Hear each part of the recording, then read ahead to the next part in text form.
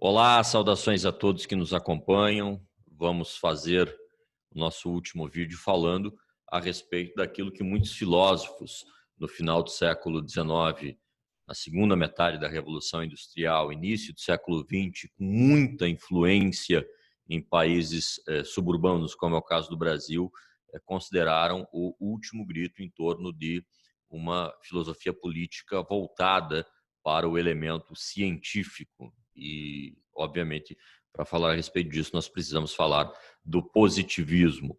E nós não vamos falar de dois ambientes positivistas que são paralelos a essa alternativa que surgiu com os filósofos positivistas, especialmente da corrente francesa. Nós não vamos falar do positivismo lógico e nem do positivismo jurídico do Kelsen, que ganhou espaço e que possui também muitas influências, surpreendentemente, na filosofia política. Nós vamos nos deter no positivismo de maneira geral. Bom, o criador desse termo, dessa expressão, a figura filosófica que deu luz ao positivismo francês foi Saint-Simon.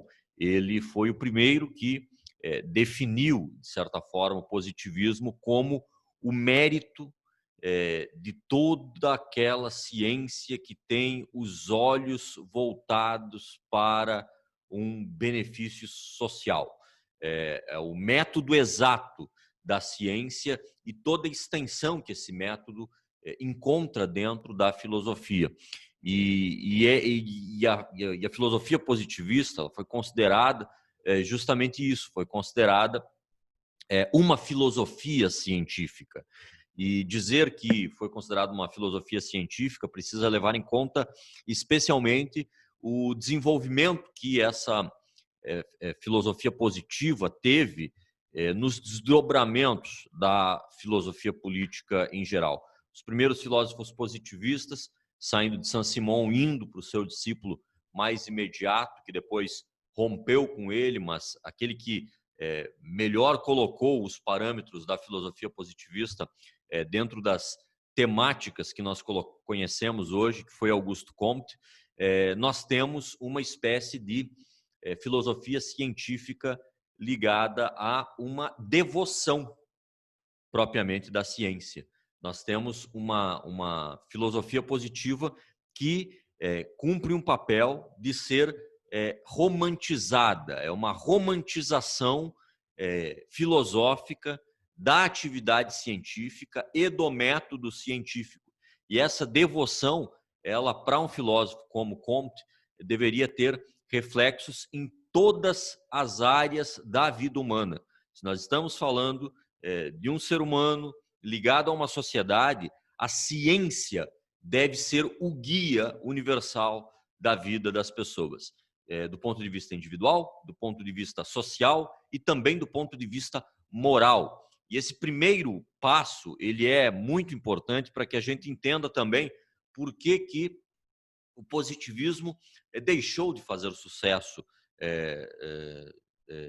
nestes termos, não é? Se encaminhando para uma espécie de religião da humanidade, né? Nós já vamos falar a respeito desse aspecto, mas mesmo entre os primeiros filósofos positivistas já havia uma profunda desconfiança entre essa ideia, né, de que a ciência pode ser um guia tão abrangente a ponto de, inclusive, substituir a cultura das religiões tradicionais, especialmente do judaico-cristianismo. Bom, a principal obra do Auguste Comte, o conjunto de livros, se chama justamente Curso de Filosofia Positiva. E nesse curso, né, o Saint-Simon ele provoca um profundo estímulo à organização técnico-industrial da segunda metade da Revolução Industrial. Ele faz uma profunda aposta na organização técnica e, consequentemente, industrial das sociedades que estavam se formando naquele período, um período, especialmente nos países europeus e na América do Norte, de profunda industrialização e, portanto, também muito êxodo rural, né? Um crescimento massivo do ambiente urbano, e ele via, né, nesse crescimento da industrialização, e nas melhores técnicas e científicas que isso trazia para a sociedade, um profundo otimismo em meio a esse processo. Então, foi, de certa forma, um industrialista nesse aspecto geral, o Augusto Comte. E a sua obra, né, do curso de filosofia positiva, acaba nos mostrando isso, né, um estímulo muito grande à atividade industrial. Um outro ponto importante, né, Augusto Comte, ele puxa à frente disso que nós chamamos de positivismo social. Então, de fato, um positivismo preocupado com uma filosofia política, preocupado com a organização social. Os reflexos disso nós tivemos em países como o Brasil, né? Lembrando o lema da nossa bandeira, ordem e progresso, profundamente influenciado por esse positivismo social francês. Mas o positivismo, nesses termos, também encontrou autores que dialogaram profundamente com Saint-Simon e estes autores não viam, né, uma solução tão cientificista assim, como foi o caso de John Stuart Mill. Mill, inclusive, ele chegou a trocar cartas, né? Ele tem uma profunda troca de correspondência com Saint-Simon. E uma geração mais jovem, né, que também fez uma aposta muito séria no positivismo, mas num positivismo de matriz mais liberal, né, e não tão arraigada a um modelo cientificista, como é o caso do modelo do Saint-Simon. Mas em ambos os casos trata-se definitivamente de um positivismo social, tanto que o afastamento que nós podemos observar entre John Stuart Mill e Augusto Comte se dá mais ao final da vida do Comte, né? Quando Mill já faz confissões nas próprias cartas que trocou com o colega francês de que ele não levava muito a sério essa ideia de uma aposta numa religião que pudesse congregar a humanidade em torno da ciência. Então, nesse aspecto, o inglês não ficou devendo nada para o francês. E, de fato, é a parte mais cabalística do processo positivista. Curiosamente, é essa parte fracassada do movimento positivista que encontrou espaço em meio à política brasileira, para usar o exemplo ao qual eu me ative. Mas não significa que esse cientificismo do positivismo não encontrou também na Inglaterra um modelo que fosse suficientemente estranho e olhado com muita desconfiança pelos olhos de um moderno. Foi o caso do positivismo evolucionista de Herbert Spencer. O Herbert Spencer ele traz para o movimento positivista um tipo de imposição da extensão dos conceitos evolutivos e de progresso para todas as ciências, inclusive para as ciências biológicas, tentando fazer a distinção entre raças, tentando mostrar que, inclusive se aproveitando de forma bem inapropriada da obra de Charles Darwin, tentando mostrar que o gênero humano se encaminharia para um processo mais evoluído do ponto de vista biológico, como se pudesse haver uma descolação desse processo político biológico, uma descolação disso de princípios morais como os de liberdade e igualdade, dos quais Mill era um profundo signatário, como se essa descolação pudesse ser provocada, né?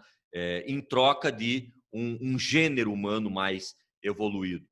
Independente das consequências que isso teve mais tarde, né, no século XX, foi uma página importante do processo positivista, mas que, logo de cara, encontrou detratores dentro da própria Inglaterra e do ponto de vista metodológico, possui méritos, né, mas do ponto de vista prático, para a execução de políticas, não. Então, não teve a influência que o utilitarismo e o contratualismo tiveram na atividade política prática e paradigmática, inclusive dentro da própria Revolução Industrial. O exemplo mais sério disso talvez tenha sido, em paralelo, o surgimento de um estado do bem-estar social dentro da própria Inglaterra com esse período vitoriano, não é? Então, esse descolamento da moral e das ciências, ele não é provocado nesses termos, muito menos uma sobreposição do aspecto científico materialista a um aspecto moral. Bom, um primeiro aspecto do positivismo, em ambos os casos, mas ressaltando o positivismo social em primeiríssimo lugar, que nós devemos considerar fundamentalmente importante. A ciência é o único conhecimento possível para a maioria desses autores. E o método científico, portanto, passa a ser o único conhecimento que pode ser validado pelas sociedades. Então, recursos,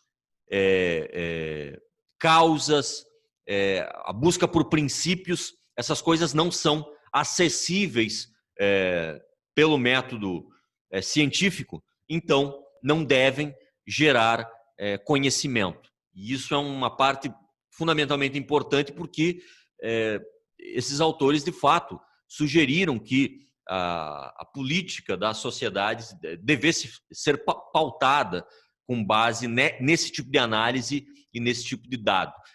O crescimento dos estudos em torno de antropologia, de sociologia, as ciências políticas, os politicólogos em geral, fazendo análises políticas, eles tiveram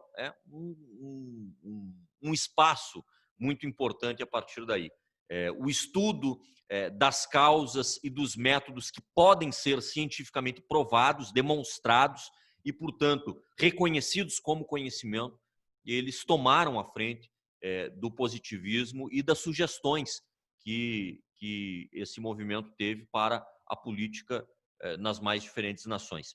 Em segundo lugar, mas não menos importante, o método científico é puramente, não é fundamentalmente, é só um método descritivo. Não se pode, nesse aspecto, sobrepor, né, valores frente aos fatos.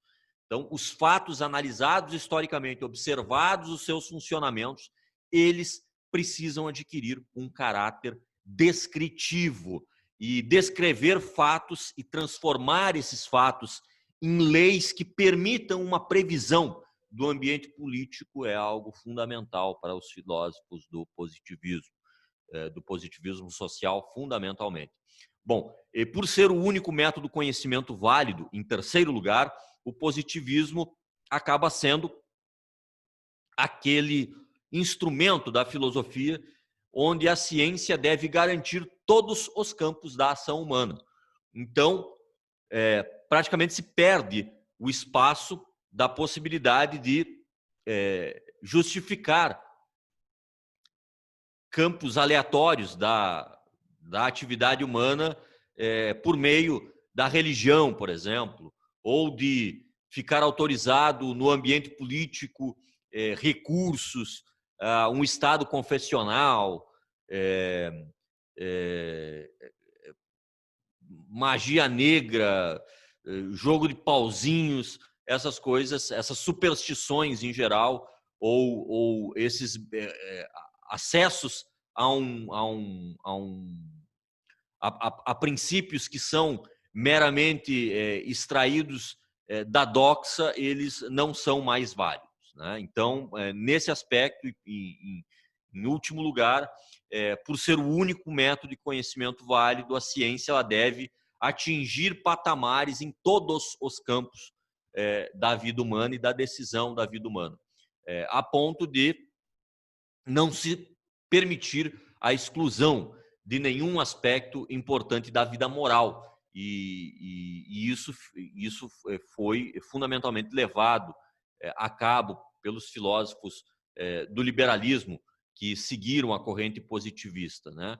Então, nós não podemos riscar do mapa alternativas simplesmente porque são alternativas que estão ligadas à tradição das pessoas ou coisa que o valha.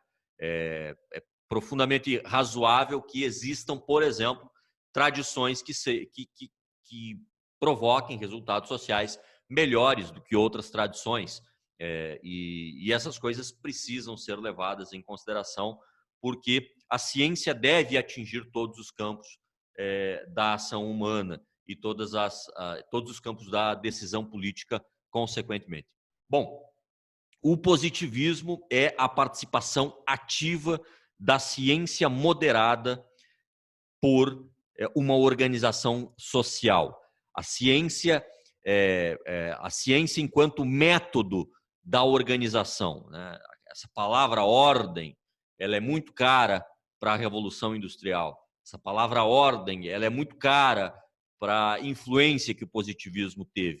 E essa ciência moderna, ela deve ser permeada por uma ordem social e essa ordem social apresentada pela ciência moderna passaria a ser a alternativa fundamental na construção de termos e conceitos filosóficos em filosofia política.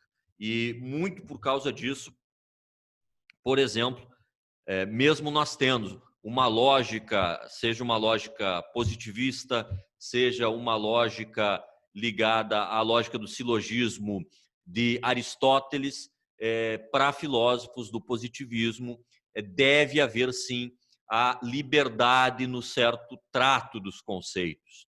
Deve haver liberdade no uso dos conceitos políticos, porque esse uso dos conceitos de liberdade e igualdade, só para falar dos dois mais fundamentais, ele provoca nas comunidades questões valorativas tremendamente importantes. Então, o filósofo político ele deve estar, de certa forma, autorizado a fazer uso da ciência, mas não necessariamente ser obrigado a levar isso para conclusões cientificistas. Eu me despeço aqui, espero que tenham aproveitado esse curso. Esse vídeo ficou mais curto, porque os outros ficaram mais longos. Mas o positivismo, tanto de Comte quanto de John Stuart Mill, é algo que precisa ser levado em consideração, porque a fundação da ideia de ciências sociais está debaixo do guarda-chuva de um e, fundamentalmente, a ideia de liberdade contemporânea está sendo abarcada pelo outro. Saudações a todos, tenham todos um bom prosseguimento de curso. Nós nos vemos numa próxima oportunidade.